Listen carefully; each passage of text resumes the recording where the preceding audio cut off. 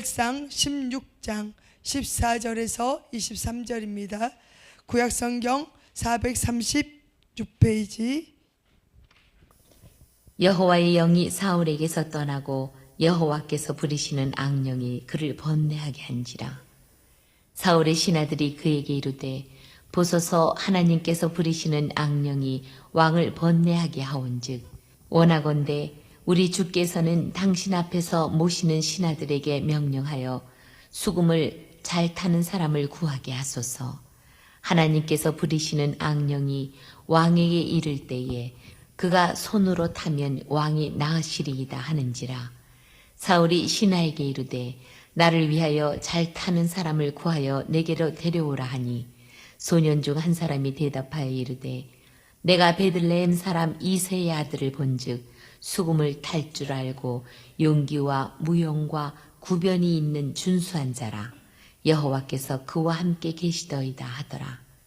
사울이 이에 전령들을 이새에게 보내어 이르되 양치는 내 아들 다윗을 내게로 보내라 하매 이새가 떡과 한 가죽 부대에 포도주와 염소 새끼를 나귀에 실리고 그의 아들 다윗을 시켜 사울에게 보내니 다윗이 사울에게 이르러 그 앞에 모셔 서매 사울이 그를 크게 사랑하여 자기의 무기를 드는 자로 삼고 또 사울이 이새에게 사람을 보내어 이르되 원하건대 다윗을 내 앞에 모셔 서게 하라. 그가 내게 은총을 얻었느니라 하니라. 하나님께서 부리시는 악령이 사울에게 이를 때에 다윗이 수금을 들고 와서 손으로 탄즉 사울이 상쾌하여 낫고 악령이 그에게서 떠나더라. 아멘. 살아계신 하나님 아버지 감사합니다.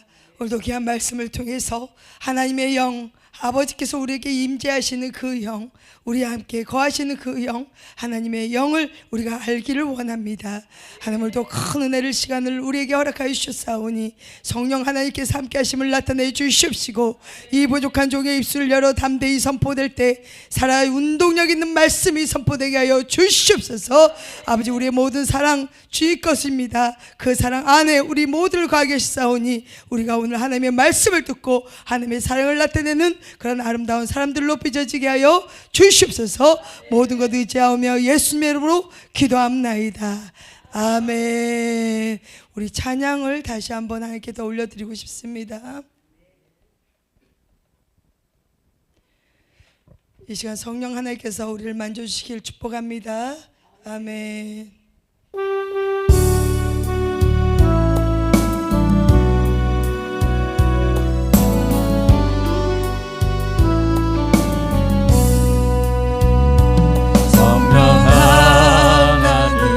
나를 만지소서. 상하고 깨어져 지친 나를 새롭게 하소서. 성령의 바람 시드는 내 영 살리소서. 아멘. 성령 하나님 이 땅 고치소서. 태양의 어둠 속 헤매는 태워주소서. 성령의 불로 세상 헛된 맘 태우소서.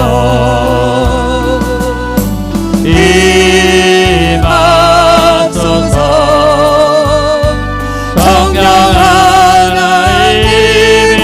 하나님이시여 지금 이곳에 임하소서.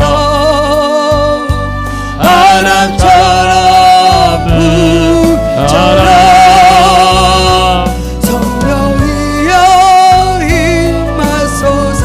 성령 하나님, 성령 하나님 나를 만지소서.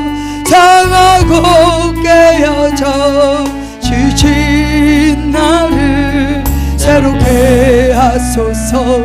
성령의 바람 시드는 내 영 살리소서. 성령 하나님 이 땅 고치소서. 태양의 어둠 속 헤매는 우리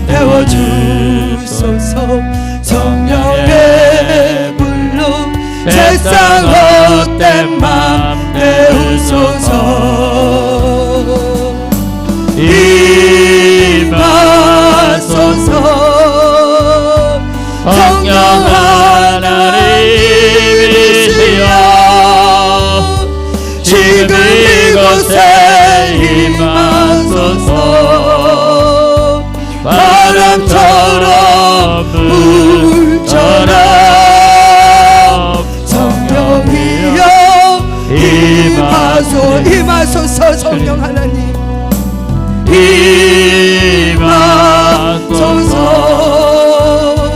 성령 하나님이시여 지금 이곳에 임하소서 바람처럼 불처럼 성령이여 우리 다시 한번 주여 한번 외치고 하나님 성령 하나님 이 시간 임재하여 주시고 아버지 우리의 상한 마음 깨어진 마음을 위로하여 주시고 만져주시고 우리의 죄악들을 걷어주시기를 간절히 구하는 기도를 올려드립니다. 주여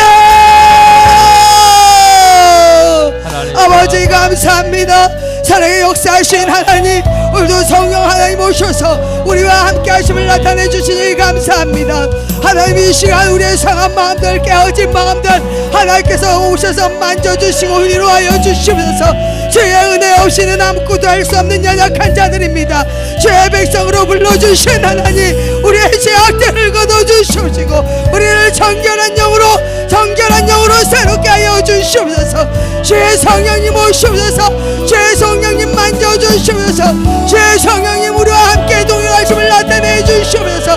우리의 삶이 변화되기를 원합니다. 우리의 삶이 하나님 앞에 합당한 자가 되기를 원합니다. 하나님이여 동행하심을 나타내 주시옵소서. 아버지여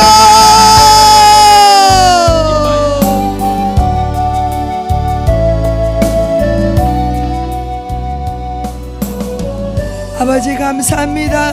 살아계신 하나님 함께 하심을 감사하며 예수님의 이름으로 기도하옵나이다. 아멘. 자 우리 서로 인사합니다. 샬롬. 네 다시 한번 인사합니다. 주님의 이름으로 사랑하고 축복합니다. 주님의 이름으로 사랑하고 축복합니다. 아멘 아멘.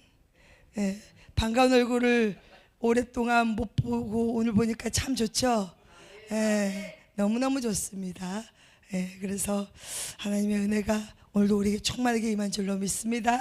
아멘. 자 오늘 하나님께서 주신 말씀의 제목 여호와의 영 해볼까요? 시작. 여호와의 영.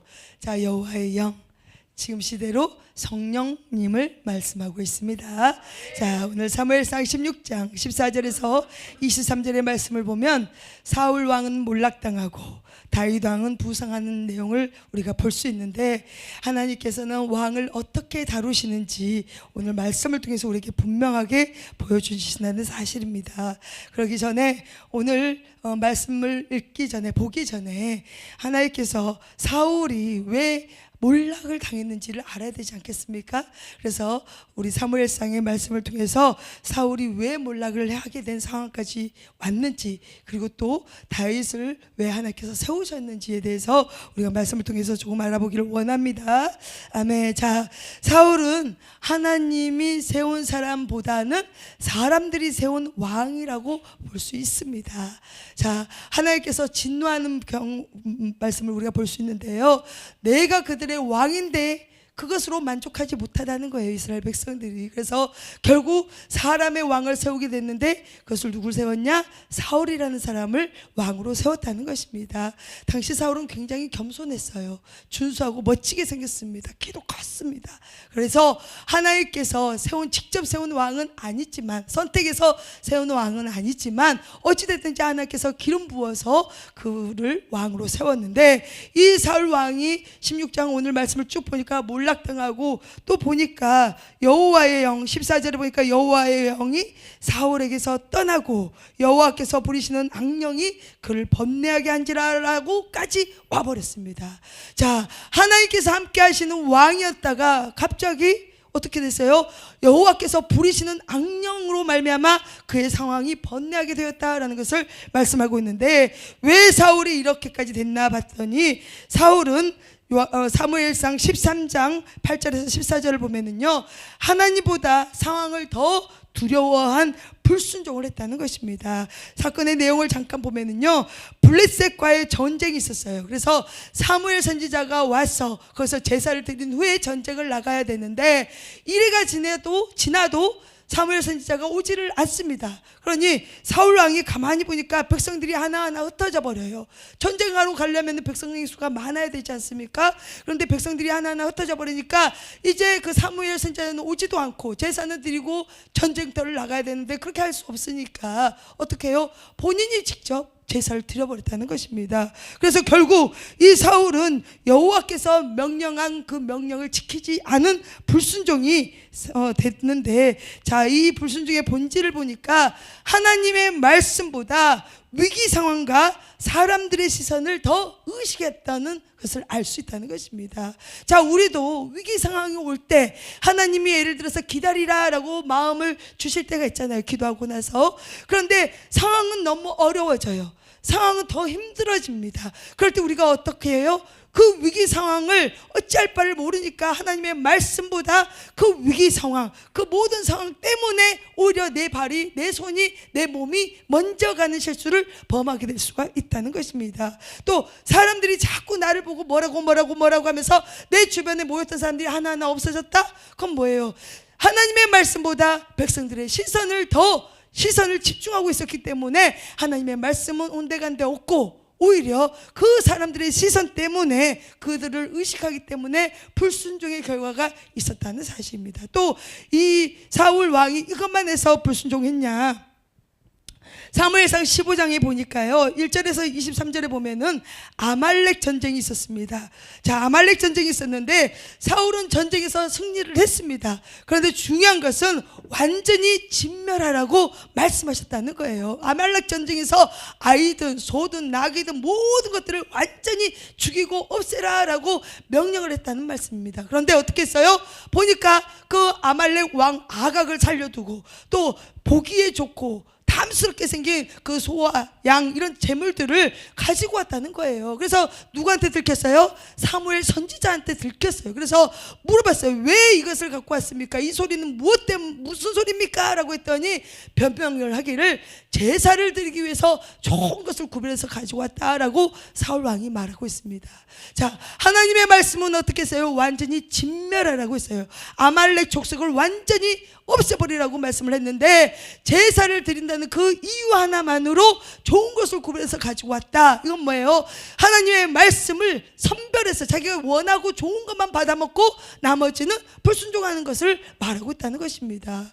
자, 하나님의 말씀을 우리가 완전히 순종해야지, 내가 좋아하는 것만 가지고 가고 내가 싫어하고 특히 싫어하는 것을 우리가 가지고 가지 않는다? 그거는 뭐예요? 죄입니다. 불순종입니다. 그래서 이렇게 사울 왕이 이렇게 변명을 했을 때 뭐예요? 순종이 제사보다 낫다라고 말씀하고 있다는 사실입니다. 자, 그리고 또 뭐냐, 사울의 불순종이 또 있었는데 사무엘상 15장 24절에서 31절을 쭉 보면은요, 백성의 그 말들이 두려워서 사무엘이 책망을 했음에도 불구하고, 그럼에도 뭐예요? 이제 나를 백성 앞에서 존귀하게 하기 위해서, 하나님을 경외하게 하기 위해서 예배 드릴 수 있도록 나를 좀 도와주세요 라고 부탁을 한 장면을 볼 수 있습니다. 그건 뭐예요? 하나님 앞에서 회개하는 것보다 사람 앞에서 나의 체면, 나의 지위를 더 중요하게 생각했던 사람이 사울 왕이었다는 것입니다. 자, 사랑하는 여러분, 이 사울 왕이 했던 모든 행동은 하나님의 말씀에 어긋난 불순종의 결과였습니다. 결국 하나님께서는 어떻게 했어요? 그 불순종의 대가로 그 왕의 자리에서 박탈을 시키기 전에 뭘 했냐? 하나님의 영이 떠나버렸다라고 말씀하고 있습니다. 그래서 오늘 16장 14절의 말씀을 보니까 여호와의 영이 사울에게서 떠나고, 왜? 하나님의 말씀에 불순종을 했기 때문에 하나님의 영이 더 이상 거할 수가 없다는 사실입니다. 그래서 떠나고 나니까 어떻게 해요? 여호와께서 부리시는 악령이 그를 번뇌하게 한지라.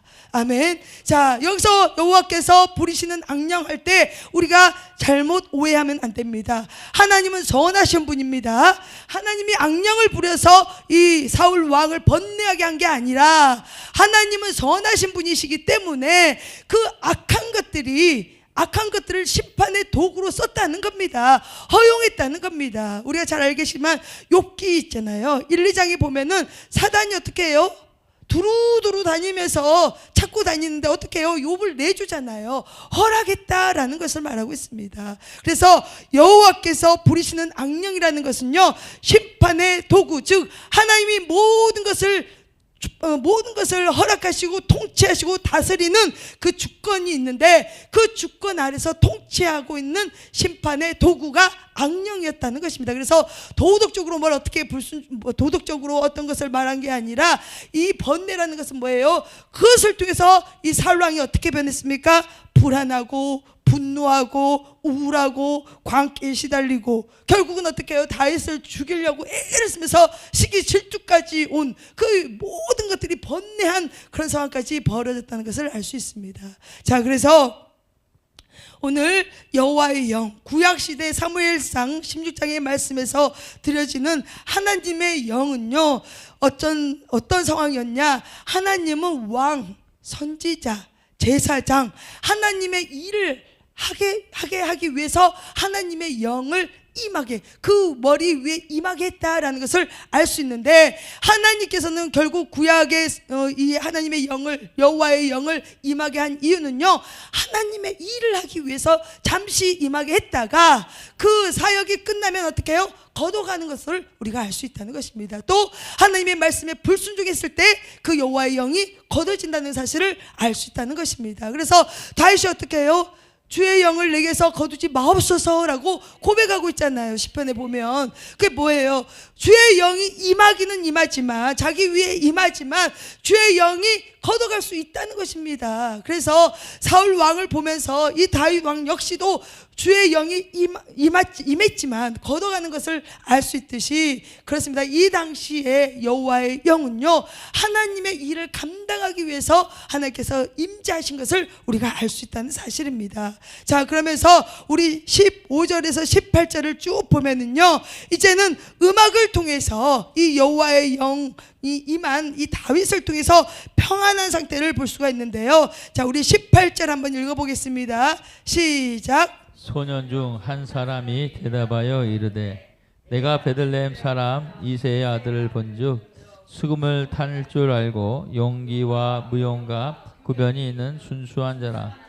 여호와께서 그와 함께 계시더이다 하더라. 아멘. 자, 사울 왕에게는 여호와의 영이 떠났습니다. 그리고 여호와께서 부리시는 악령이 그를 번뇌하게 하면서 어마어마하게 힘든 삶을 살게 되었는데, 그에 따라서 반대로 다윗에게는 하나님께서 함께 하셨다, 여호와께서 그와 함께 계시더라라고 소문이 나 있다는 것입니다. 그래서 이렇게 악령에게 시달리고 있으면서 번뇌하고 있는 이 사울에게 이 다윗을 데려다 줍니다. 그렇죠? 다윗을 데리고 옵니다. 그래서 다윗에게 어떻게 해요? 수금을 탈 줄 알았어요. 다윗이 수금을 탈 줄 알았는데, 그가 용기와 무용과 구변이 준수한 자, 또 여호와께서 함께하는 자였다는 것을 모든 사람이 알고 있다는 것을 알 수 있습니다. 그래서 이가 수금을 타니까 어떻게 해요? 오늘 말씀 22절, 우리 23절 한번 읽겠습니다. 시작.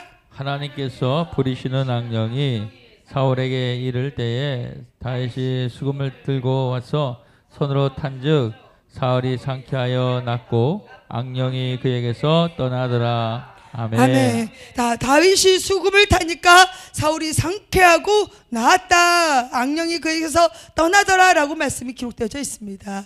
자, 음악이라는 것, 이 수금 소리에 뭔가 이루어진 것이 아니라 다윗에게는 여호와의 영이 임하고 있었다는 사실입니다. 그래서 이 다윗이 수금을 타니까 그 찬양 소리에, 그 음악 소리에 악령이 떠나가는 것을 볼 수 있다는 사실입니다. 자, 그래서 우리가 여기서 구약 시대에 여호와의 영은 하나님께서 임재하시기도 하지만 하나님께서 다시 떠나보내게 하실 수도 있다는 사실, 그리고 하나님의 영이 임한 사람이 갔을 때는 수금을 타고 악령이 든 사람한테 수금을 타면 어떻게 했어요? 악령이 떠나가는 역사를 볼 수 있다는 사실입니다. 그러나 중요한 것은 이 사울 왕이 그것을 통해서 회개를 하면 얼마나 좋았겠습니까? 그런데 회개가 아니라 뭐예요? 일시적으로 그냥 음악 소리 때문에 평안을 찾았다는 겁니다.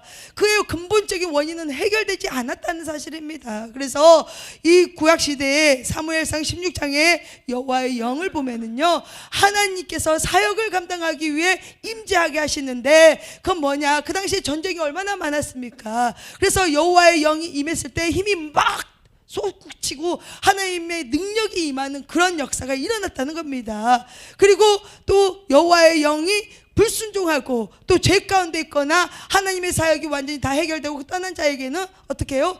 여호와의 영도 떠나게 된다는 사실을 우리가 알 수 있습니다. 그래서 음악, 은사 이런 거는 실질적으로 구원하고는 상관이 없습니다. 그렇지 않습니까? 그렇죠?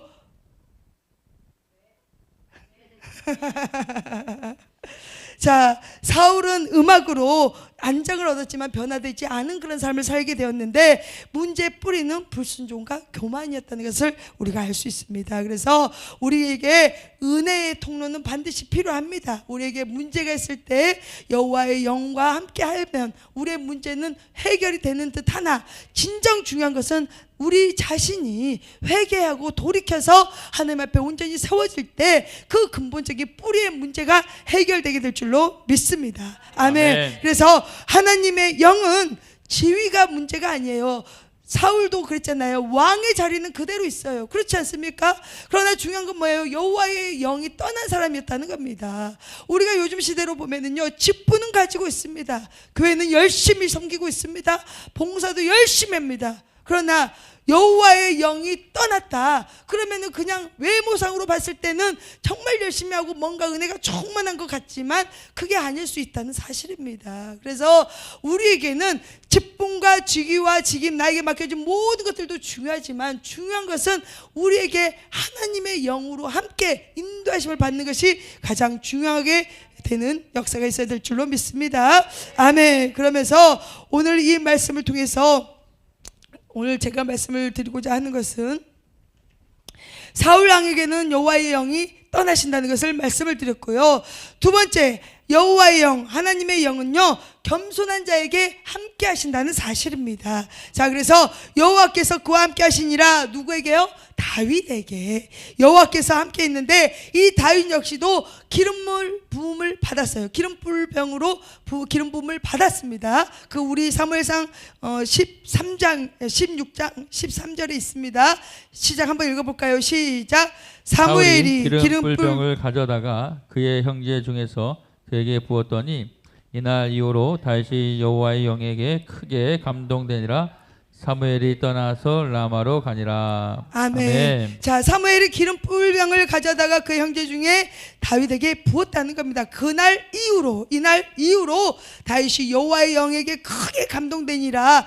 늘 여호와의 영이 함께 거했다라는 것을 알 수 있습니다. 자, 다윗은 당시에 그대로 목동이었어요. 이세 막둥이 아들로 태어나서 그대로 목동을 하고 있었고 왕의 자리는 되지 않았습니다. 그래서 중요한 것은 자리가 중요한 게 아니라는 거예요. 그래서 이 다윗은 이름도 없는 목동이었고 또 사람들의 주목을 받지도 못하는 그런 상태였지만, 성경에서는 다윗을 여호와께서 함께 하시니라 라고 말씀하면서 다윗에게 임한 여호와의 영은 뭐예요? 낮은 자리에 있고 하나님 앞에 겸손한 마음을 가지고 있고 사람 앞이 아닌 하나님 앞에 살아가는 태도를 볼 수 있다는 사실입니다. 그래서 사울의 왕궁을 떠나 다윗의 삶 가운데 하나님의 영은 머물렀다. 사울에게서는 여호와의 영이 떠났지만 다윗에게는 하나님의 영이 임했다는 것을 알 수 있습니다. 자, 그래서 오늘도 하나님은 우리에게 묻고 계십니다. 우리의 마음이 어디를 향하고 있는지. 하나님은 우리의 외모를 보는 게 아니라 우리의 중심을 보신다고 말씀하셨습니다. 그래서 하나님의 영으로 내가 하나님의 영이 함께 있다고 우리가 확신하고 있다면 늘 낮은 자리로 겸손한 마음으로 사람이 아닌 하나님 앞에서 살아가는 그런 태도를 가져야 될 줄로 믿습니다.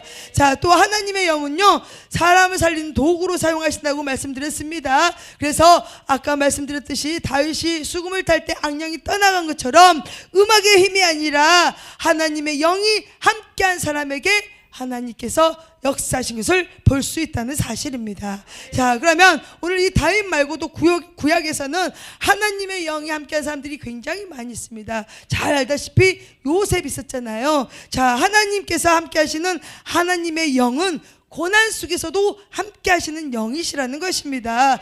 요셉이 노예로 팔려가고 억울한 일을 당하고 감옥에 갇히고 여러 가지 어려운 상황이 있었을지라도 그가 가는 곳곳에서는 늘 형통함이 있었다는 사실입니다. 그래서 하나님의 영은 우리의 고난을 제거하는 분이 아니라는 거예요. 고난 속에서도 사람을 빚어가시는 분이 우리 하나님의 영인 줄로 믿습니다. 자, 모세에게는 하나님의 영이 어떻게 역사했냐? 사명을 감당할 수 있는 능력을 주셨다는 겁니다. 자, 그것은 뭐냐면 모세가 40년의 광야 생활에 있었지만 80세가 돼서 다시 불렀잖아요. 그것은 하나님께서 부르시는 그 동행함으로, 부르심과 동행함으로 하나님이 쓰셨다는 겁니다. 그래서 모세에게 사명을 감당하는 것은 뭐예요? 모세가 늘 누가 대면해요? 하나님과 대면하자요. 자기를 죽이려고 해도 하나님과 가서 얘기하고, 또 이 하나님이 이 사람들을 다 죽인다고 그렇게 선포를 했을 때 어떻게 가요? 하나님 앞에 가서 또 기도하고, 그렇게 해서 하나님과 계속 대면하면서 결국 우리의 시대 속에서 보면은 우리가 누가 팍 찌르면 어떻게 해요?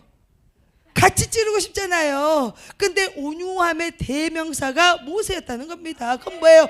사람하고 부딪히지 않았다는 거예요. 하나님의 영을 가진 사람은 사람하고 왈가왈부한 것이 아니라 어떻게 해요? 좋은 일이든 나쁜 일이든 하나님이 심판하겠다고 경고를 주는 메시지든 늘 누구 앞에 가요? 하나님 앞에 가서 하나님과 독대하는 사람이 모세였다는 겁니다. 그래서 하나님과 독대하다 보니 뭐 어떻게 해요? 하나님의 사명을 감당해낼 수 있는 능력을 받았다는 사실입니다. 그래서 하나님의 영은 자격이 없는 자에게도 사명을 감당할 수 있도록 변화시키는 역사가 있는 줄로 믿습니다. 아멘. 자, 또 하나님의 영은요, 말씀을 전하는 영이라는 겁니다. 자, 그래서 이사야나 에스겔 이 모든 사람들을 보면은 뭐예요? 사람을 기쁘게 하는 것보다 진리의 말씀을 선포하게 하는 역사가 있다는 것입니다. 그래서 사람이 환영하는 것보다 뭘 해요? 하나님의 말씀에 충성하고 또 시대를 깨우는 역할을 감당했던 사람이 이 이사야와 에스겔 같은 선지자였다는 사실입니다. 요즘 시대는 악하다고 말을 하잖아요. 그만큼 요즘 시대에 우리가 해야 될 건 뭐예요? 회개하라. 회개하라를 외쳐야 됩니다.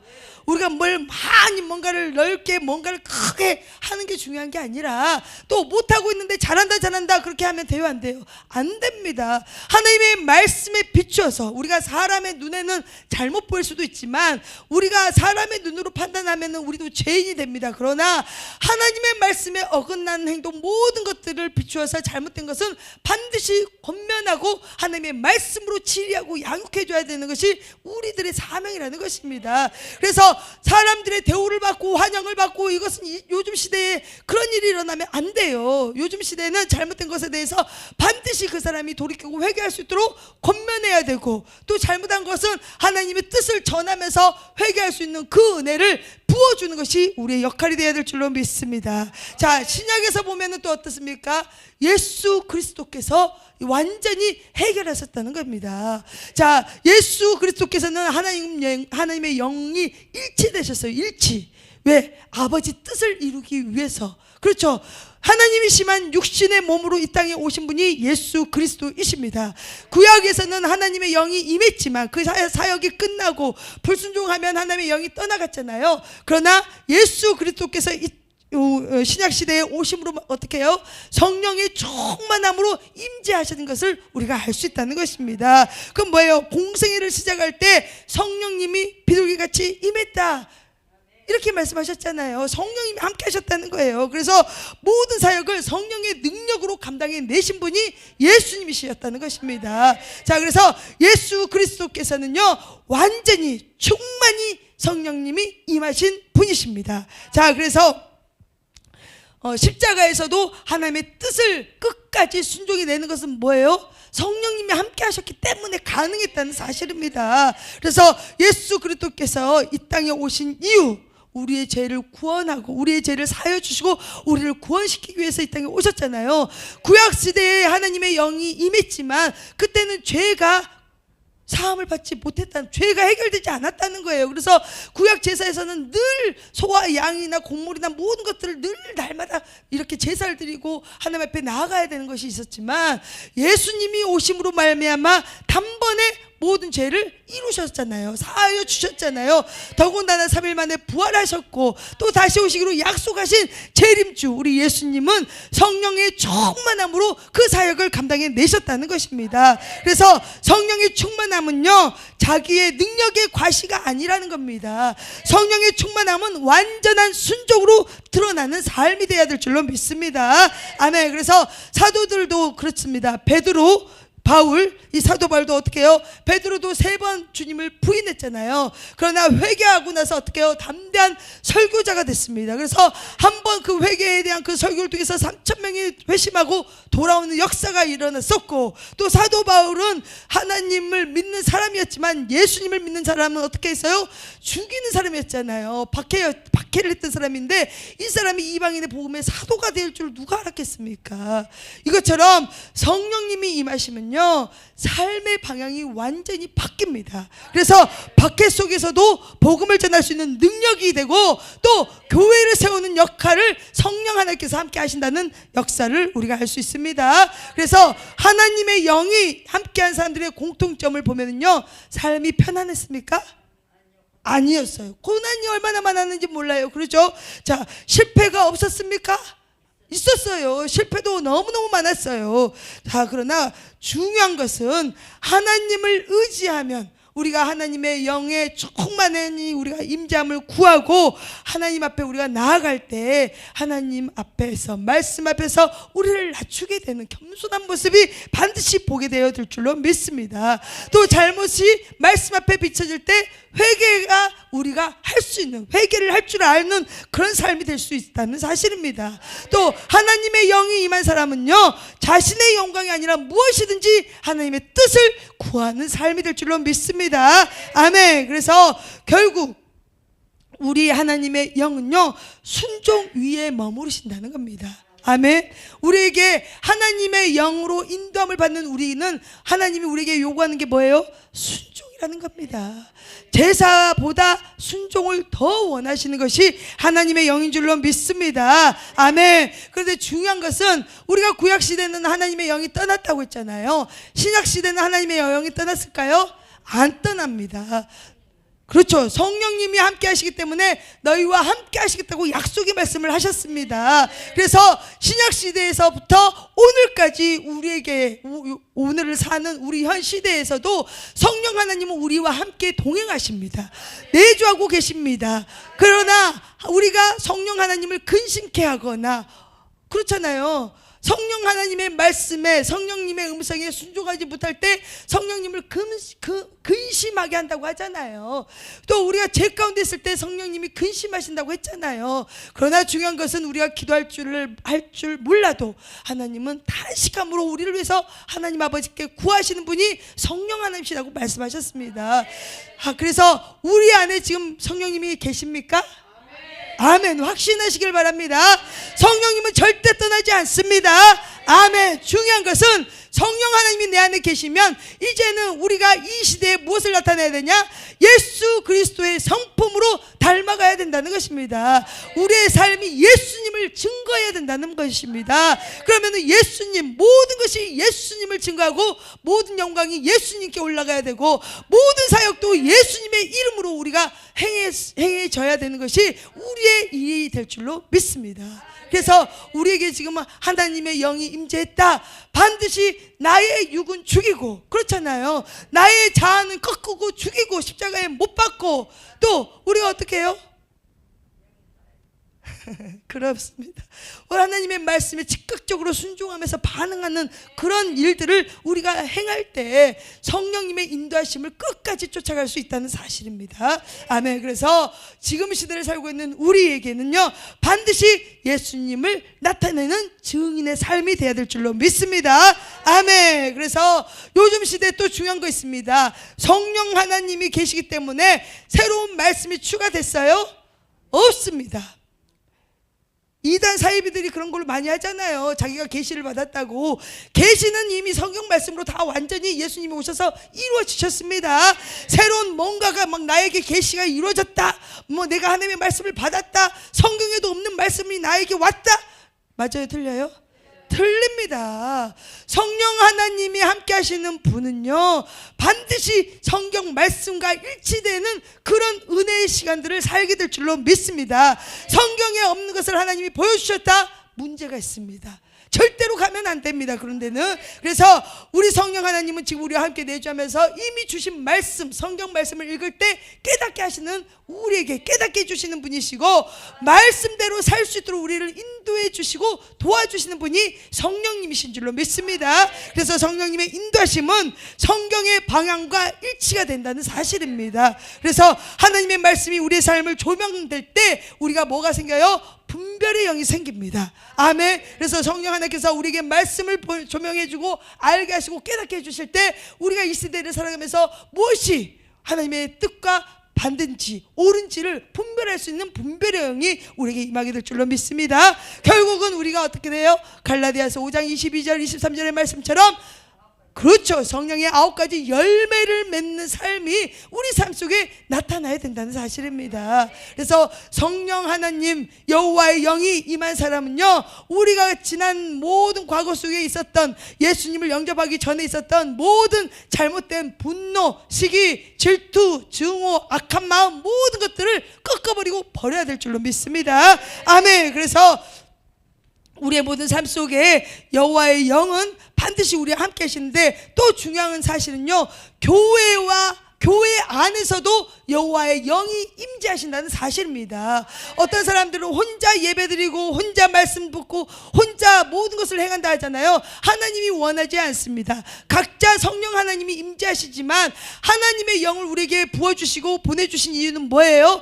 교회를 세우기 위해서, 아름다운 공동체. 왜? 예수님은 머리시고 우리는 몸의 지체이기 때문에 우리 교회는 머리 대신 예수님을 기준 삼아서 각자는 몸의 지체들이라는 사실입니다. 그러면 성령 하나님이 하나가 되고 묶어주시고 사랑을 나타내주시고 사랑으로 섬기게 되는 것이 우리 교회 안에서, 공동체 안에서 이루어지는 것이 아버지의 뜻인 줄로 믿습니다. 아멘. 그래서 교회 안에서 하나가 되는 거 반드시 성령님이 함께 하시는 은혜의 시간이 될 줄로 믿습니다. 은사를 주시는 이유도 뭐예요? 유익을 위해서입니다. 교회를 세우기 위한 유익이 있기 때문에 각자에게 주신 은사가 임한다는 것입니다. 그래서 이 은사가 반드시 구원의 방주가 될 수는 없지만 그냥 그거는 도구뿐이라는 거예요. 중요한 것은 하나님의 영을 통해서 우리가 예수님을 드러내고 또 예수님의 성품을 닮아가고 또 예수님의 향기를, 그리스도의 향기를 나타내는 그런 삶이 될 때 우리는 교회 안에서 머무는 신앙이 아니라 세상으로 파송되는 그런 믿음의 신앙이 될 줄로 믿습니다. 아멘. 그래서 우리가 가정에서도, 일터에서도, 사업장에서도, 교회 안에서 뿐만이 아니라 우리가 가는 곳곳마다 다윗이 수금을 탈 때 악령이 떠나간 것처럼 우리가 가는 곳곳마다 화목하게 되고 화평하게 되고 평안이 있고 잘되는 복, 하나님이 함께 하셔서 누리고 형통해지는 그런 복들이 우리를 통해서 나타나야 될 줄로 믿습니다. 아멘. 그래서 요즘 시대에 여호와의 영을 한마디로 요약하면요, 하나님의 영은 이미 우리 안에 거하십니다. 거하셨습니다. 임재하셨습니다. 중요한 것은 그분이 우리를 인도해 가심으로써 우리의 삶이 변화되고 우리를 통해, 교회를 통해 세상으로 우리 모두를 파송시키고 보내는 역할을 감당하게 될 줄로 믿습니다. 아멘. 그래서 우리가 늘 성령 충만 하잖아요. 그것을 한마디로 뭐라 하냐? 우리는 성령에게 완전히 지배당하는 삶을 성령 충만이라고 합니다. 어떤 충만한 뭐가 있어서 막 눈물이 터지고 막 찬양이 뜨거워지고 막 불이 나고 그게 아니고, 우리 삶의 모든 것들, 내 삶의 모든 것들이 하나님께 지배를 받고 인도함을 받아서 우리가 성령의 모든 삶 속에 지배를 받는 삶, 그러면은 성령의 열매가 나타나지 않겠습니까? 그렇죠. 그것이 성령 충만함을 구하는 삶이 될 줄로 믿습니다. 아멘. 그래서 오늘 말씀은 여호와의 영에 대해서 말씀을 드렸습니다. 구약 시대에서는 하나님의 사역을 위해서 잠시 임재했다가 또 걷어갈 수도 있다는 것이고, 신약 시대에서는 예수님께서 오셔서 완전히 죄의 문제를 해결해 주시고 하나님의 영으로 충만케 되셔서 완전히 우리를 하나님의 백성으로 삼을 수 있는 길을 열어주셨잖아요. 그래서 하나님께서 너희 안에 거한다. 그래서 우리는 전이라고 하잖아요. 옛날에는 왕과 제사자 선지자에만 기름을 부었지만 우리는 왕 같은 제사장 아닙니까? 이 시대 신약 시대에서는 모두가 하나님의 영이 임재했다는 겁니다. 그리고 내가 너희와 세상 끝날까지 함께 하겠다라고 말씀하시듯이 내주하고 계신다는 겁니다. 그래서 그 성령님은 요즘 시대 신약을 걸쳐서 요즘 교회를 살고 교회 시대 성령 시대라고도 하는데, 요즘 현 시대를 살고 있는 우리는 뭐예요? 그 내주하시는 성령님의 인도하심을 받고 우리가 안 되는 것을 성령님의 도우심을 구하면서 우리 안에 내주하시는 성령님의 인도하심을 따라 즉각적으로 순종하고 반응하면서 내 삶에 아름다운 성령의 9가지 열매를 맺을 수 있는 그런 성령의 완전히 지배당하는 삶을 사는 그런 삶을 살아야 되는 것이 우리의 삶이 될 줄로 믿습니다. 아멘. 그래서 우리 모두는 성령 충만하시기를 축복합니다. 성령 충만이 뭐라고요? 완전히 성령님께 지배당하는 삶입니다. 그러면 내 것은 없습니다. 내 생각도 없습니다. 내 자아도 깨져야 됩니다. 예, 잠깐만요 없습니다. 하나님이 말씀하실 때 즉각적입니다. 아멘. 그것이 성령 충만한 삶입니다. 그래서 우리가 이런 삶을 통해서 하나님이 기뻐하시고 또 온전히 교회를 아름답게 세워가고 또 우리가 세상으로 파송이 돼서 하나님의 영을 가진 사람으로서 하나님의 인도함을 받고 죽어가는 영혼을 가서 살리고 회복시키고 치유하고 하나님께 인도할 수 있는 그런 귀한 사역들을 우리 모두가 감당해낼 줄로 믿습니다. 아멘. 그래서 날마다 우리가 성령 충만함을 구해야 됩니다. 아멘. 성령 충만함 다시 한번 기억하세요. 완전히 성령께서 내 삶을 어떻게 한다? 지배한다. 예, 그것이 성령 충만의 삶이기 때문에 늘 기도할 때 하나님 나에게 성령의 충만함을 주시옵소서. 예, 그런 기도를 먼저 하시면 좋겠습니다. 예, 그러면 우리를 조명하시고 깨뜨리시고 우리를 새롭게 이끌어 가시는 그 하나님의 역사가 우리의 삶을 통해서 나타나게 될 줄로 믿습니다. 그 은혜를 다 받아 누리시기를 예수님의 이름으로 축원드립니다. 아멘. 자.